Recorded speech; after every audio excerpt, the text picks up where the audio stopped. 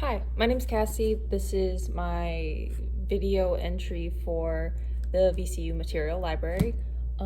Today I'm going to be talking to you about crochet, and this is going to be less of a tutorial of how to actually make it, and more of like an overview about it, and I'm just going to kind of talk about it and its materiality and some cool things that you can do with it, what I'm doing with it, and why I'm working with it.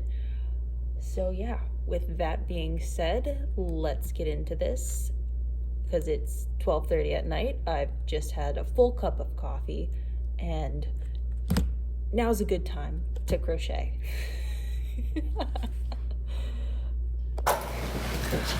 Alright, so to begin crocheting, you need a hook and yarn and or yarn adjacent material. You can really use anything. I've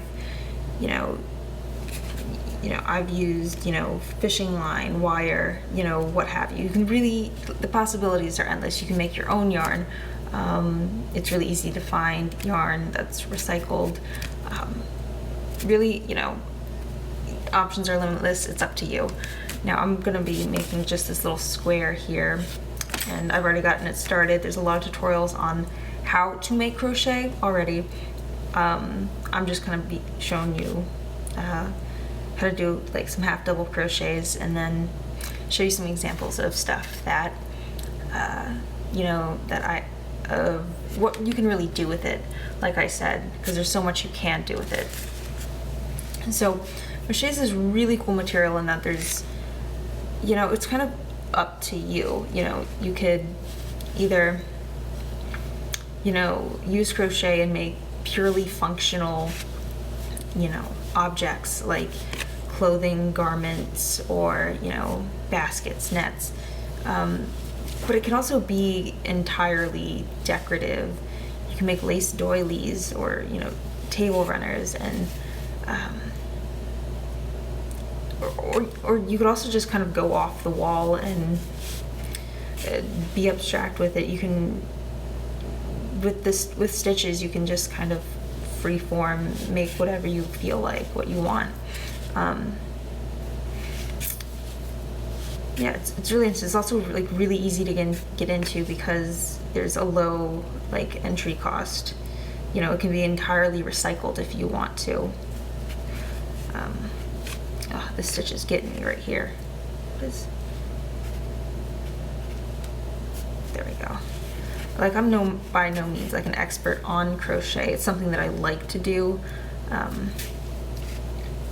and I think it's my grandmothers both did it, and it's a way that I feel connected to them in making things. And they didn't teach me how, but I have remnants of their work, and there's so much history behind it. I don't know. I just really think it's cool. And like I said, you can do so much with it. So right now I'm just doing some half double crochets. I'm making that little square, and really crochet is just interweaving of all of these loops and looping them together. It's also really fun because it's all loops. You can completely unravel it if you wanted to, which is quite fun, but also devastating when you have to do that to a project you've painstakingly spent hours making.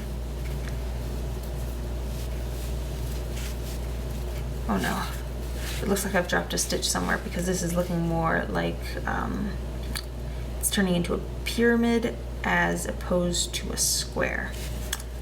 It's okay, that happens. But yeah, so crochet is really interesting. There's a lot of different things you can do with it. I'm going to show you some examples.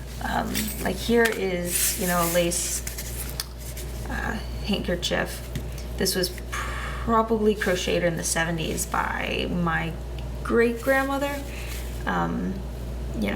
They're definitely one of my inspirations for crocheting and for making crochet, because they died before I was old enough to remember them, and then this is kind of what's left. It's a history, and that's something that I like to explore in my work, of these outside forces that, you know, influence our lives in, you know, these strange and mysterious ways.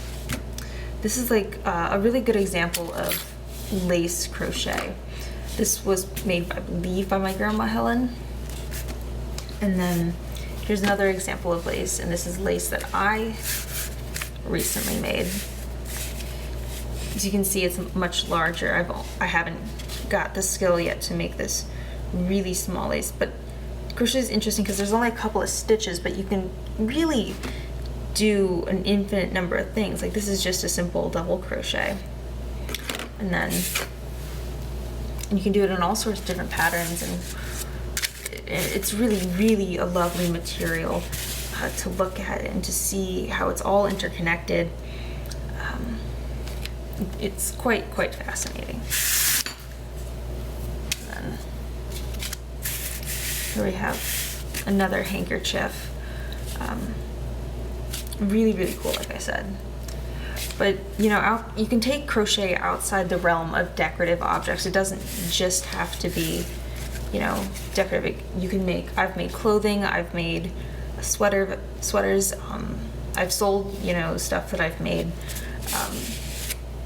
It's just a great thing to do. And something that I'm doing in my own work right now is seeing how crochet transfers into metal, and taking this this material that's normally soft and light, and kind of turning it on its head and what it can symbolize.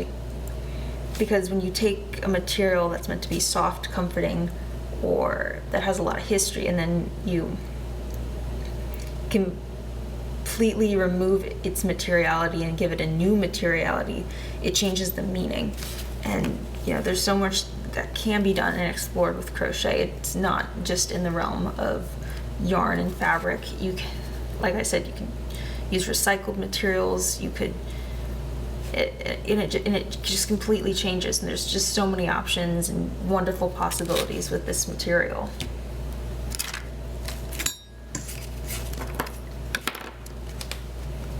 Now back to our little square. That was a big tangent. You know, crochet is, I think, as difficult or as easy as you make it, and yeah, I think that's my spiel on crochet. It's just a marvelous, wonderful kind of material that really allows you to play. And I think that's why I like it, because it allows me to play and to explore within the realms of, you know, a history that's been passed down to me by my grandmothers and my great-grandmothers. So yeah, that's a wrap.